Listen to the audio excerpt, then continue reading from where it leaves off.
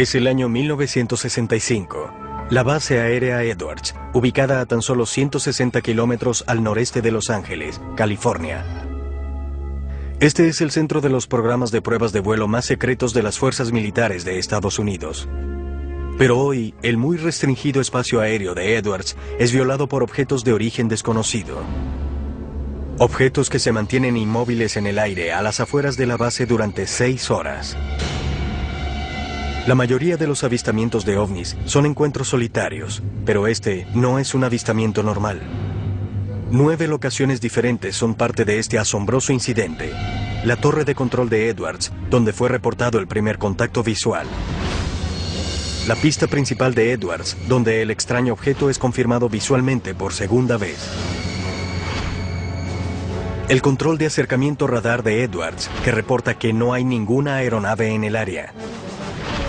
La Agencia de Logística Aérea de Los Ángeles, que verifica sus contactos de radar locales y descubre que 4 de sus instalaciones de radares en California del Sur han confirmado lecturas en los radares. Boron, Riverside, Victorville y San Pedro. Finalmente, un F-106A Delta Dart que despegó en un intento por entablar combate con los objetos.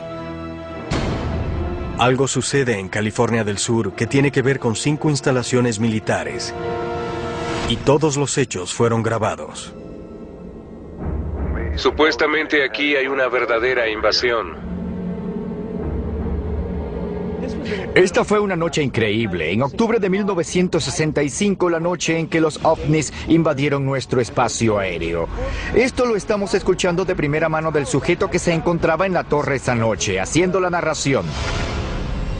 El incidente lo reportó un controlador de tráfico aéreo de Edwards por primera vez, el sargento técnico de la torre de control de vuelos, Chuck Sorrells. Vi un objeto verdaderamente luminoso, grande, hacia el este del campo. Y se quedó ahí durante un largo periodo de tiempo. En una aparición en televisión poco común, el antiguo sargento Chuck Sorrells, el controlador de la torre de la base aérea Edwards de guardia aquella noche, ha ido a discutir sobre lo sucedido y por primera vez analizar las grabaciones de audio del 7 de octubre de 1965. Distingo luces intermitentes rojas y blancas. Sorrells es responsable de todo el tráfico aéreo en y alrededor de Edwards, desde la torre de control. Tiene 12 años de experiencia en la dirección de todo tipo de aviones militares y conoce la mayoría, si no todos, de los diferentes modelos de aeronaves de la base aérea. Sin embargo, está a punto de ser testigo de algo que nunca antes había visto y que no puede explicar. Esto sucedió como a la 1:30 de la mañana. Primero vi un objeto verdaderamente luminoso. Busqué a un par de personas más que estaban trabajando en la base, el meteorólogo y 2 o 3 personas más que estaban de guardia esa noche para que vinieran a ver. Ellos estaban viendo lo mismo que yo. Hay un objeto en este momento sobre el campo. Está justo sobre el campo. Justo sobre Edwards, desplazándose hacia el sur, distingo luces intermitentes rojas y blancas. Y el capitán del destacamento 1 lo ha confirmado. Estaba demasiado baja para ser una estrella o algo así, a menos de 1500 metros, y eso duró bastante rato. Según él, el objeto es verde claro, con una luz intermitente roja en la parte de la base, y el objeto es grande y luminoso. Se aparecen 3 más de estos objetos, más pequeños, como de la mitad del tamaño del original, y se mantuvieron juntos. Tenían una especie de formación o por lo menos estaban muy juntos en forma de V. Se desplazaron hacia el sur de la base. En un momento dado aparecen 3 más. Estos 3 eran como naves independientes. Volaron hacia el norte, hacia el sur, el este y el oeste. Esto comenzó a suceder a partir de aproximadamente la 1:30 cuando vi la primera, hasta que apareció la luz del día y empezó a aclarar.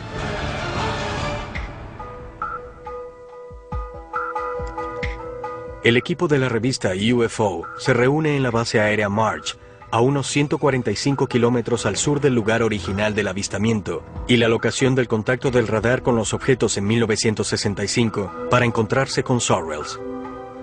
Han conseguido las grabaciones de audio completas del acontecimiento de 6 horas ocurrido en 1965 y por primera vez se presentan aquí.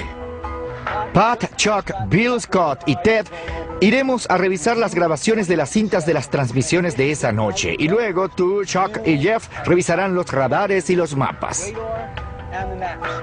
Excelente. Muy bien, vamos. Me parece bien. Manos a la obra. Base aérea Edward. 1965, un número de objetos fueron vistos acercándose a la base. Todo lo ocurrido fue grabado en las conversaciones de la torre de control por parte de Chuck Sorrells. Estas transmisiones eran secretas anteriormente y se pensaba que se habían perdido. Ahora pudieran descifrar uno de los más increíbles casos de encuentros con ovnis que hayan sido grabados alguna vez. Bill Scott, antiguo ingeniero de pruebas de vuelo de la Fuerza Aérea de Estados Unidos, se une al equipo para ayudar a analizar las grabaciones de audio, ahora de libre acceso. Estas son las transmisiones reales, las comunicaciones entre tú y la agencia de logística aérea que tuvieron lugar esa noche mientras los ovnis estaban en el aire. Así es, y fueron grabados desde la agencia de logística aérea de Los Ángeles. El equipo prepara las transmisiones y las rebobina hasta el 7 de octubre de 1965. Dio un giro hacia el norte de donde estamos y otro viene a mucha velocidad. Se aproxima de norte a sur.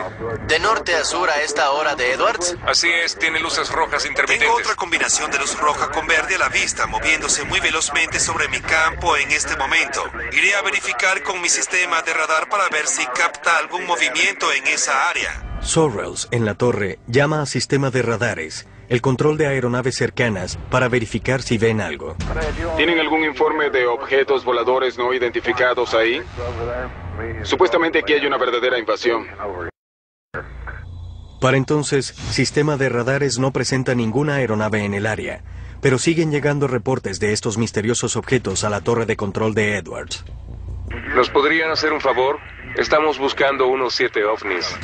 No estamos seguros de que esto venga de Edwards y George. Hay unos 7 con luces intermitentes rojas, blancas y verdes. Y ya los tenemos a la vista. Nos preguntábamos si los detectaban.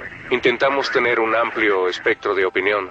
Los objetos son confirmados por 5 radares militares independientes, pero la identificación de estos objetos no será tan fácil.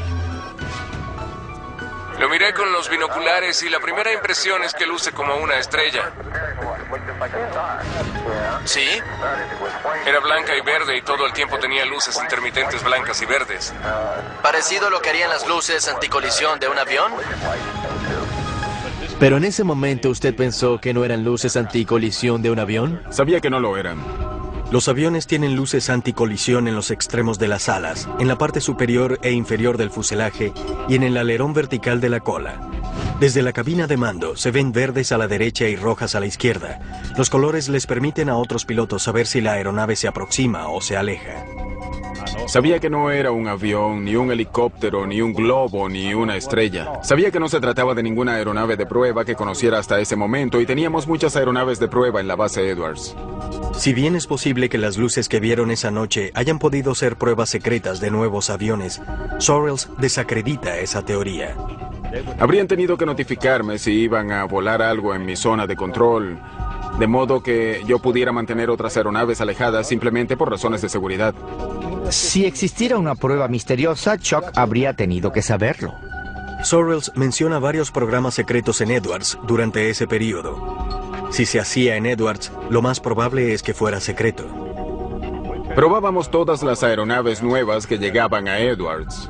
Para ese momento, el SR-71, el Black Bear y el B-70 estaban a prueba. Incluso si era un avión secreto, definitivamente no lo hubieran hecho en esa área sin notificar a los controladores aéreos de guardia. No es que le darían mucha información a la torre de control, solo le dirían que estaban haciendo algo. No había manera de operar en esa zona sin que Chuck lo supiera. La torre de control de Edwards y varias otras locaciones de radares militares confirman que múltiples objetos están invadiendo el espacio aéreo sobre la base Edwards de la Fuerza Aérea. Está ascendiendo. Mucho más alto, más alto. Arriba de nosotros. Con tantos contactos no identificados, en pleno apogeo de la Guerra Fría, cuando un ataque de misiles soviético era un temor muy real, la decisión de hacer despegar aviones para interceptar aquel objeto con certeza no tardaría. Pero en la cinta, la autoridad para hacer un vuelo de investigación parecía ser de un oficial con un puesto muy poco usual. Todas las bases tenían un oficial OVNI. ¿Es usted el oficial OVNI? Sí, señor. Tenga cuidado. El equipo está reconstruyendo el incidente que tuvo lugar sobre la base aérea Edwards el 7 de octubre de 1965. Comenzando a la 1:30 de la mañana, un objeto con extrañas luces intermitentes está suspendido en el aire cerca de la locación de pruebas para cohetes de la base. Y 6 objetos más pequeños se le han unido. 3 se mueven en formación hacia el sur y otros 3 se desplazan libremente por la base. 5 estaciones de radares militares de California del Sur captan el acontecimiento. Estoy recibiendo informes sobre ovnis de la torre de control de Edwards, de la Victorville, de varias locaciones de radar. El equipo no solo tiene el testigo principal de lo ocurrido, el controlador aéreo de mayor rango de la base, Chuck Sorrells, sino que ahora, por primera vez en televisión, tiene las cintas de audio completas, antes secretas, de las comunicaciones telefónicas y de radio de esa noche. Tengo otra combinación de luces rojas y verdes a la vista, desplazándose muy rápidamente. Aquella noche, luego de tener contacto visual repetidas veces durante más de una hora, Sorrells se comunica telefónicamente con LADS, la agencia de logística aérea de Los Ángeles. Descubre que ellos también detectaron los objetos por radar. Aquí, LADS. ¿Han tenido algún informe sobre objetos voladores no identificados? La gente de LAADS se involucró. Ellos estaban a cargo de la defensa aérea de la zona. Estaban captando los objetos en el radar y yo los tenía a la vista, al igual que la torre de control de George. Además, había varias personas en el campo en Edwards que también los veía. Durante el lapso que duraron las conversaciones con LADS, decidimos hacer despegar un avión. A las 2 de la mañana, le notifican al piloto de alerta de la base Edwards, capitán Darrell Clark, sobre la incursión. Clark sale hasta la pista con una radio y unos binoculares para tener una vista clara. Hace contacto visual. Esta es su voz cuando reporta por radio lo que está viendo. Lo vi con los binoculares. Tenía una altitud bastante baja. 2 militares entrenados, uno un controlador de tráfico aéreo, el otro un experimentado piloto. Ambos consideran que estas no son aeronaves comunes. Sin embargo, estas descripciones no son suficientes para que la gente de LADS tome el siguiente paso. Necesitarán hablar con un oficial muy específico para determinar si deben enviar un avión a interceptar los objetos. Hay un teniente, el oficial responsable de los ovnis, que está durmiendo. ¿Quieren que hagamos volar a este teniente a ver si quiere salir a investigar? Así que en ese momento... Esto es fascinante. Están llamando al oficial OVNI de la base. Hay un teniente, el oficial responsable de los ovnis, que está durmiendo. Creo que en esa época cada base tenía un oficial OVNI asignado. Según la Fuerza Aérea, los investigadores de la División de Tecnología Extranjera pudieron haber sido llamados extraoficialmente oficiales OVNI, pero este no es un término que fuera usado alguna vez por la Fuerza Aérea de Estados Unidos para referirse a una posición oficial. En mis 9 años en la Fuerza Aérea nunca he oído un oficial OVNI. ¿Están buscando platillos voladores extraterrestres o simplemente algún objeto que no pudiera ser solo un identificado? platillo volador. Existe diferencia. No sé si estaban buscando alguna forma o tamaño en particular o algo así. Era solo algo que se saliera de lo normal, que pudiera ser llamado objeto volador no identificado. Con el surgimiento de la Primera Guerra Mundial, el ejército de Estados Unidos formó una sección de datos extranjeros para estudiar la capacidad de aviación y el progreso de los poderes en Europa.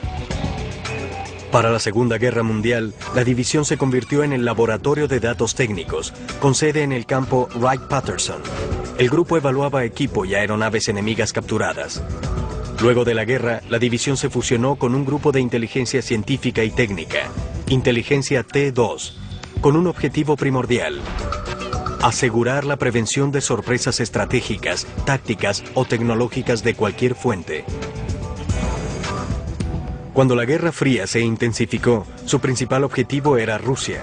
Sin embargo, en 1947, esta división estudió el fenómeno ovni emergente bajo el proyecto Signo, y en 1952, la división creó el proyecto Libro Azul para el estudio continuo de ovnis.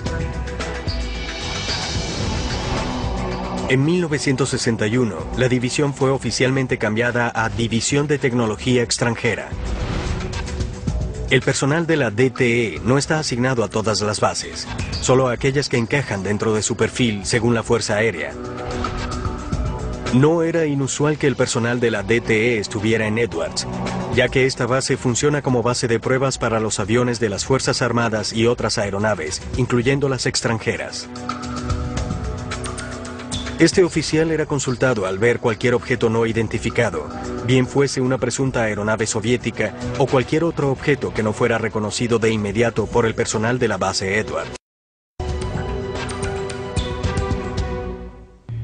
Objetos que no pueden ser identificados, que no saben qué son, han penetrado el espacio aéreo sobre la base aérea Edwards y se han acercado a las pistas.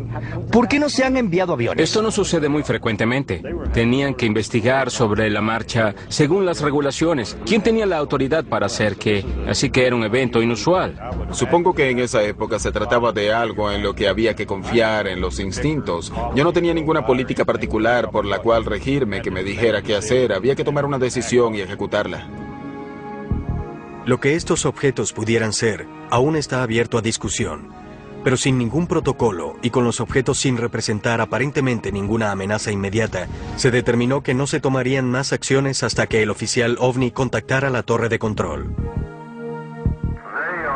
Harán despegar a su oficial OVNI a ver si quiere solicitar salir para investigar. En las transmisiones de radio, en las conversaciones telefónicas, de pronto descubrimos, un momento, Edwards tenía un oficial OVNI. ¿Qué hacía el oficial OVNI? ¿Buscaba platillos voladores? Aunque no estuviera buscando platillos voladores, pero solo estar a cargo de cualquiera que fuera el objeto desconocido allí arriba, igual eran noticias. Que a pesar de todas las negaciones de la Fuerza Aérea, y me refiero al año tras año de negar que los ovnis fuesen reales, tuvieran un oficial OVNI. A las 3 de la mañana, luego de más de 90 minutos del avistamiento inicial, el oficial OVNI contacta la torre de control e intenta determinar el origen de estos objetos con la Agencia de Logística Aérea de Los Ángeles. LADS ha confirmado la detección por parte de los radares de 5 puntos diferentes alrededor de la base Edwards. ¿Está lanzando algún globo meteorológico desde Edwards? ¿Globo meteorológico? No que yo sepa. Edwards no tiene unidad radiosonda, así que dudo que permitieran algo que no tuvieran razón para hacer. ¿No tendrían razón para liberar globos? No en el departamento meteorológico. No de Edwards, ¿cierto? No. Entiendo. Ese era el director de la Agencia de Logística Aérea de Los Ángeles, hablando con el meteorólogo de Edwards y preguntándole si se les había escapado algún globo. Y él dijo, no tenemos radiosonda aquí, que es la unidad que se encarga de enviar los globos y hacer ese tipo de actividades. No tenemos razón para hacerlo. Edwards no tiene unidad radiosonda, así que no tienen razón para haber liberado globos meteorológicos. Él explica claramente en la cinta que no liberaron ningún globo. Sin embargo, en el informe escrito sobre este asunto, dice que un globo fue liberado desde ahí esa noche. En realidad, no sucedió, pero así aparece en el informe escrito secreto. El informe oficial de la Fuerza Aérea de Estados Unidos claramente clasifica los múltiples acontecimientos como avistamientos de globos meteorológicos. Si estos objetos fueron en realidad globos meteorológicos, ¿por qué tomaron la siguiente decisión? Hacer despegar un avión de combate. ¿Y qué fue lo que vio esa aeronave? Había aproximadamente 5 o 7 objetos, se movían suavemente, parecieron quedarse en la zona un tiempo y luego simplemente se desplazaron rápidamente hacia arriba. El 7 de octubre de 1965, Varios testigos informan acerca de múltiples objetos sobre la base aérea Edwards. Un documento de la Fuerza Aérea de Estados Unidos, que antiguamente era secreto, dice claramente que este objeto era un globo meteorológico, a pesar de que, según el audio de la torre de control, Edwards no pudo haber liberado algo así. ¿Está lanzando algún tipo de globo meteorológico desde Edwards? ¿Globo meteorológico? Sí. No que yo sepa. Edwards no tiene unidad radiosonda, así que dudo que permitieran algo que no tenían razón para hacer. Pero el oficial OVNI que recientemente contactó a la torre de control busca una explicación más racional y continúa contemplando la teoría del globo meteorológico.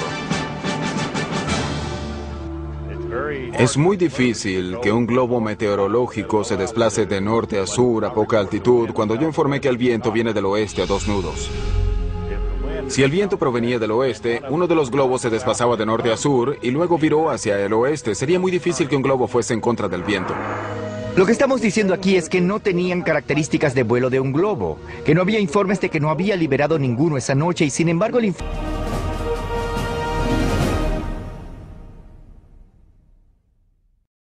informe secreto establece el lanzamiento de un globo meteorológico. De hecho, según el informe, los objetos se describen como globos meteorológicos 3 veces, a pesar de la evidencia que muestra lo contrario. ¿Y este tipo de globo meteorológico al que ellos se refieren es normalmente luminoso? No. ¿Tiene luces de señalización? No. La única otra explicación que ofreció el oficial OVNI es que el objeto pudo haber sido una aeronave construida por alguien, contradiciendo lo que informaron Sorrells y el piloto de alerta en la pista, Darryl Clark. Sorrells les hace saber su opinión. El oficial OVNI vio algo que cree que es un avión. Yo no. El oficial OVNI dijo que para él lucía como un avión. Él no es un piloto entrenado, no está entrenado para nada, excepto para ser un oficial OVNI asignado para realizar no sé qué funciones. Pero hay un controlador de tráfico aéreo que dijo que no es un avión. Hay un piloto de alerta parado en la pista que dice que no es un avión. Pero el oficial OVNI piensa que sí lo es. Ahora, Bill, el trabajo del oficial OVNI es decir que las cosas son aviones. Recuerda que la Fuerza Aérea estuvo en el negocio de los ovnis, el asunto de los platillos voladores en 1965, y no lo dejaron hasta 1969. ¿No será que parte del trabajo de esa persona era desmentir estas cosas y no reportar incidentes al Libro Azul? Creo que eso es especulación. Yo estoy de acuerdo con Schott que el sujeto no estaba entrenado. Quizás no tenía ninguna función asociada con la aviación y lo único que sabía sobre aeronaves era que tenían una luz roja, una verde y una blanca. Por eso dice, a mí me parece un avión. No había ninguna conspiración, era simplemente falta de experiencia y no sabía de lo que estaba hablando. Si el objeto era un avión o algo más, el consenso en 1965 era que tenían que darle un vistazo más de cerca a lo que fuera que sobrevolara espacio aéreo restringido. Pero los únicos aviones en uso de Edwards están equipados con armas nucleares, los cuales necesitan un alto nivel de autorización para despegar. Estos aviones de alerta están designados específicamente para proteger a Estados Unidos de cualquier ataque entrante. Están provistos de armas nucleares para el caso en el que un ataque o contraataque inmediato sea requerido. Hacer volar a uno de estos aviones F-106 con armas nucleares sobre el espacio aéreo de Estados Unidos es demasiado riesgoso si no se sabe nada más acerca de estos objetos. No podemos utilizar los aviones de alerta, pero ¿tienen algún otro 106? Eso es todo lo que tenemos. ¿Es todo lo que tienen? Lo único que tenemos es un avión de alerta. Supongo que para esa hora ya eran cerca de las 4 de la mañana. Calculo que el incidente quizá ya llevaba 2 horas y media o 3 para entonces, porque durante el tiempo que le llevó al avión colocarse en posición e intentar seguirlos, los objetos habían ganado altura, se habían posicionado y no estaban ni remotamente tan visibles como lo estuvieron en un momento dado. ¿Crees que alguien lo está impidiendo o consideras que este es el procedimiento normal? Este era el procedimiento normal porque no tenían ningún avión de alerta que no estuviera armado y no tenían un piloto para... Cuando el avión alza vuelo, tanto Lads como Sorrells guían al piloto para que se acerque a los objetos. Pero surge un problema. Para entonces, ya han empezado a alejarse de la base. Alzó vuelo para echar un vistazo y luego lo pasó por la intersección de radar, pero se le estaba dificultando detectarlo en el área. En un momento dado yo estaba dirigiendo la aeronave, alineándolo con la pista, dándole el rumbo. Haz que descienda directamente por la pista de aterrizaje. Creo que está 01 a estribor 040. En un momento dado lo sigue hasta las alturas de 12.000 metros. Yo hablaba con el director y le preguntaba cómo le iba y le dije, bueno, se está acercando. 01 ahora se encuentra un poco a la izquierda. Blanco a tu derecha y otro a tu izquierda. Luego, cuando se acercó, le dije, está abajo. Torre de control, ¿qué tal están las cosas ahora? Busca ascender, busca ascender. Esa cosa está elevándose muy rápidamente. Está elevándose. Se encuentra a 12.000 metros y aún no está tan elevada. No está muy alto. ¿No muy alto? Pasó los 12.000 metros. Aún está bajo. Pero a medida que el piloto se acerca, los objetos se alejan más y más, hasta que finalmente desaparecen del contacto visual y del contacto del radar. Se desplazó ahora a aproximadamente 145 grados. A unos 65 kilómetros estimados y con mucha altitud ahora. Está casi invisible ahora. ¿Qué piensas de esto? Creo que fue un incidente inusual para todos los profesionales involucrados. El único poco profesional que escuché fue el oficial OVNI. Fue el único que pensó que era un avión.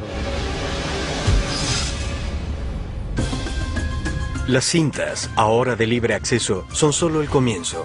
El piloto de alerta, el capitán Clark, quien jamás habló sobre este incidente luego de esa noche y no podía saber que sería investigado en un futuro, a la larga le escribiría una carta a su esposa, describiéndole lo que había visto esa noche de octubre. Capitán Clark, ¿Sí? ¿Qué opina de esto? Les diré que cuando vi esa cosa por primera vez se aproximaba a la base por el norte. Lo único que podía ver eran las luces intermitentes, no giratorias. Lo vi bien con los binoculares, parecía empujar una pequeña nube hacia el frente. Existe la teoría de que una vez que la humanidad comenzó a desarrollar energía y armas nucleares, Creo que la libertad es lo más valioso.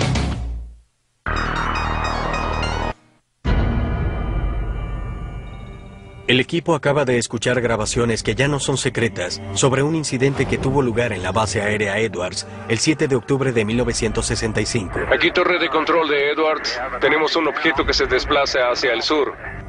Chuck Sorrells, el controlador de tráfico aéreo de mayor rango que se encontraba en la base esa noche, ha emitido nueva información sobre los extraños objetos que se hallaron suspendidos durante casi 6 horas sobre espacio aéreo restringido. Pero Sorrells y las grabaciones no son las únicas fuentes de la historia que se encuentra tras lo que la Fuerza Aérea llama el incidente. El capitán Darryl Clark era el piloto de alerta de la base aérea Edwards esa noche. Pareciera que está a una altitud bastante baja, a 3.000 metros. Su voz está en las cintas de audio. Viró más hacia el oeste y cobró gran altura. Luego de décadas de silencio, Clark siente la necesidad de documentar su experiencia de esa fatídica noche en una carta para su esposa. Lo importante de esta carta es que el capitán Darryl Clark era el oficial de mayor rango que se encontraba de guardia, y su relato corroboraba el relato de Chuck Sorrells. Ambos mantuvieron esto en secreto tanto tiempo como pudieron. Evidentemente, este incidente había dado vueltas en su cabeza durante décadas antes de que decidiera compartir el secreto con alguien. Esta carta fue entregada al equipo de UFO Hunters por Sam Sherman, el arquitecto de las transmisiones de audio reconstruidas que se grabaron en Edwards aquella noche. Sherman la obtuvo directamente del hijo de Clark. Estaba en alerta en la base aérea Edwards, en California, y era el oficial de mayor rango que se encontraba de guardia. Como a las 2 de la mañana, recibió una llamada del controlador aéreo de mayor rango. Dijo que habían recibido informes de ovnis y que habían captado algo en los radares. Hola, le habla el capitán Clark, Alfa Lima.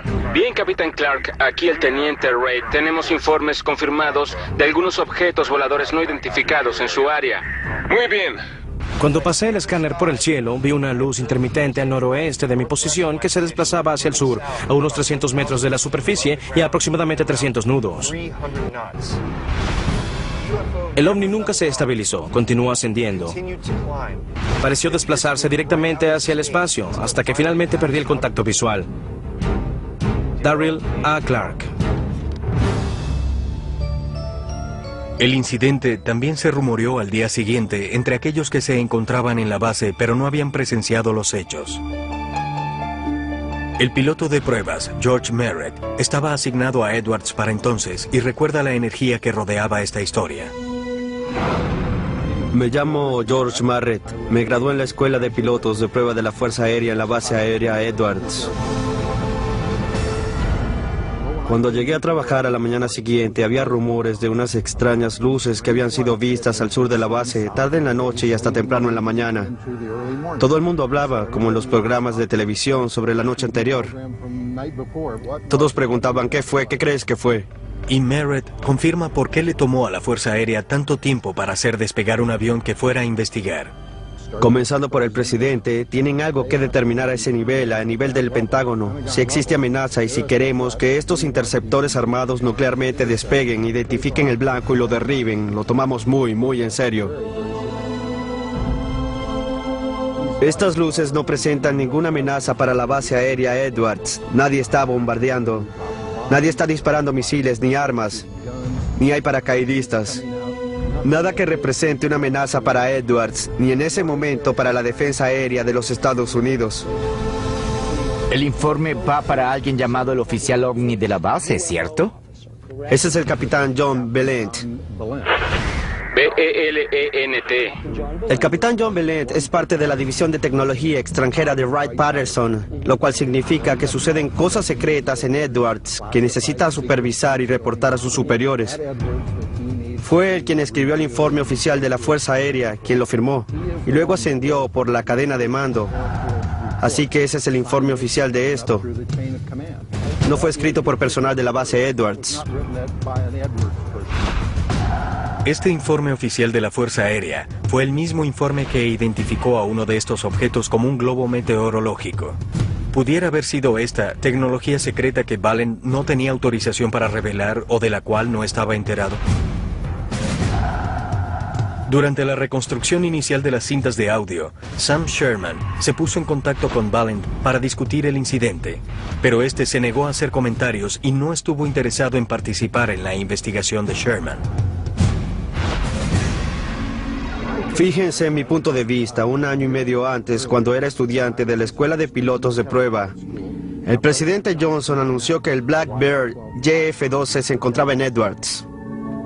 Vi uno de ellos rodar por la pista, era la primera vez que veía al Blackbird. No sabía nada acerca de Groom Lake ni del Área 51, y aquí venía desplazándose sobre la pista el más maravilloso avión de combate que jamás hubiera visto. Y yo soy piloto de combate. Podría pensarse que lo conocería, pero no sabía de él. Entonces, ¿qué tuvo que ver ese avión con el incidente del OVNI? Mi primera impresión fue que había unas luces allá afuera. De hecho, había una especie de vehículo que quizá pertenecía a un programa secreto. El área restringida, el área en que nosotros como pilotos de prueba realizábamos todos nuestros vuelos de prueba, se encontraba en lo que se denomina el área restringida de Edwards, la misma que tenemos en la actualidad, 2512, comienza a unos 8 o 9 kilómetros al sur de la pista y se extiende hacia el oeste, el norte y el este, así que las zonas de prueba de nuestras aeronaves estaban todas al norte de la base Edwards. Según Merritt, la ruta de vuelo de toda la tecnología secreta de Edwards se ejecutaba en un área específica al norte de la base. Pero esto no concuerda con las locaciones reportadas y las rutas de vuelo de los ovnis. El informe oficial de la Fuerza Aérea dijo que eran luces no identificadas que se vieron en Edwards. Eso fue lo que se sostuvo a pesar de que el capitán Valent dijo que eran aviones. Simplemente son no identificadas, eso es todo lo que podemos decir. Pero él aún cree que hay más en cuanto a este caso. A mí particularmente me alegra mucho que hayan reabierto el caso del objeto volador no identificado que pasó por Edwards. Es algo que yo mismo me he preguntado durante 40 años. ¿Son estos ovnis que repetidamente están entrando al espacio aéreo militar? ¿Y con qué fue que en realidad hicieron contacto Chuck Sorrells, Darryl Clark y las estaciones de radares LADS el 7 de octubre de 1965? Estamos investigando unos 7 ovnis. El equipo examina la pieza final del rompecabezas de Edwards, las lecturas de los radares de la Agencia de Logística Aérea de Los Ángeles. Con los testigos, las grabaciones ya disponibles y el testimonio escrito a mano jamás antes visto, El equipo ha descubierto una cantidad de evidencia referente a la noche del 7 de octubre de 1965 en la base aérea Edwards. Me están llegando informes de la torre de control de Edwards, de la Victorville y de algunas de nuestras locaciones de radares sobre ovnis. Su último paso es autentificar las imágenes de radar oficiales de esa noche, provenientes de la estación de San Pedro. Imágenes que el informe oficial luego determinó como difusiones anómalas de tiempo. Este fenómeno es causado por una inversión en la temperatura. La atmósfera de la Tierra por lo general se enfría a medida que aumenta la elevación, pero a veces puede ocurrir una inversión en la que la temperatura o no baja o en algunos casos extremos se hace más caliente con la altura. Cuando esto sucede, esta capa más cálida actúa como una tapa que puede hacer que la calima o la contaminación queden atrapadas debajo de esta capa, haciendo que los radares detecten objetos falsos. Edwards los tiene a la vista desde tierra. 2 torres los están observando. Nosotros tenemos en este momento la lectura en el radar y les estamos siguiendo el rastro. El analista de radares, John Kirk, ayuda al equipo con la autentificación de las lecturas y con la discusión de las teorías sobre qué más pudieron haber sido estos objetos. Voy a reunirme con un ingeniero de sistema de radares. Tiene experiencia y ha trabajado más de 50 años en esto. Me llamo John Kirk. Soy ingeniero de sistemas de radares.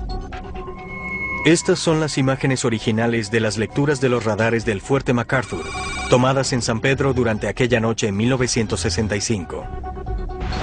Las imágenes se tomaron en intervalos, creando una cronología visual que sigue los movimientos de los objetos a lo largo de todo el incidente. Se desplazan y ascienden lentamente y han sido confirmados por los radares. Si observan las imágenes, son bastante regulares. Esta es la visualización y estos son simplemente marcadores. Lo que esto me indica es que este radar sí detectó algunos blancos en movimiento y sí generó información sobre ellos. En la imagen de radar, estas áreas son identificadas por Kirk como blancos en movimiento. Entonces aquí hay múltiples blancos. Pareciera que hay múltiples blancos, y al revisar los ciclos de algunas de estas verán que las fotografías cambian. Luce como si hubiera quizá 1, 2, 3... Yo digo que hay unos 4, 5 o 6 blancos. Kirk cuenta 6 blancos en la imagen del radar. Sin embargo, esto no desacredita las teorías de propagación anómala. La propagación anómala puede ser causada por la inversión del estado del tiempo, la llegada de nubes de tormenta, humedad en el aire. Hay mucha anomalía atmosférica ahora. ¿Tiene alguna idea de lo que pudiera ser? Estamos tan desconcertados como ustedes. Es difícil para mí pensar que eso es propagación anómala. Si lo fuese, pudiéramos pensar que veríamos más una mancha grande en lugar de individuales. ¿Esto no luce como propagación anómala? Parecen objetos individuales. Según Kirk, la propagación anómala aparecería como una mancha, mientras que estas imágenes parecen ser blancos individuales. ¿Lucen como blancos? Para mí lucen como blancos. Ahora, ¿de qué tipo? No lo puedo determinar, no tengo idea. Pareciera que hay blancos ahí afuera y los radares parecen estar funcionando como debe ser. Además, 5 estaciones de radares diferentes no registrarían la misma lectura falsa y al mismo tiempo. Si bien Kirk no pudo especular en cuanto a lo que pudieron ser esos objetos, está impresionado con la cantidad de evidencia que rodea esta historia. Parece que un piloto anotó, esto es lo que vi, para que un operador de vuelo diga, esto es lo que vi. Hay mucha información en común, no puedo refutarla. Basándome en esto, lucen como registros reales. No parece que haya sido propagación anómala. Pareciera que estas imágenes son reales. Hay 3 objetos definidos, no es el estado del tiempo, no es interferencia. Delimitan el objeto, pero no ven la aeronave. No pueden distinguir lo que son. El antiguo meteorólogo del Servicio Meteorológico Nacional, William Puckett, también tiene evidencia que sugiere que estas imágenes de radar no pueden definirse como propagación anómala. La noche del 7 de octubre de 1965, según el Centro Nacional de Datos Climáticos, la atmósfera estaba muy seca y no presentó inversiones de temperatura, 2 características claves que pudieran crear estas lecturas falsas de los radares. Sin que estas condiciones estén presentes, las posibilidades de que lo que el radar detectó sea propagación anómala son casi nulas. El estado del tiempo en la superficie de Edwards, desde la medianoche hasta las 6 de la mañana, muestra también cielos despejados, temperaturas suaves y de poco a cero viento. Y la visibilidad se calculó en 55 kilómetros. Con estos factores, la distorsión o identificación errada de objetos celestes como Júpiter, Saturno u otras estrellas es poco probable. Pero luego del incidente y la subsiguiente investigación de este, las fuerzas militares decidieron sellar todos los expedientes y las pruebas de audio que se referían al caso. Su explicación fue que las lecturas de los radares fueron falsos positivos y que los testigos solo habían identificado erradamente objetos celestes, a pesar de la contundente evidencia que descarta estas teorías. Para mí es asombroso escuchar que quizás haya ovnis penetrando impunemente espacio aéreo resguardado, espacio aéreo militar en los Estados Unidos.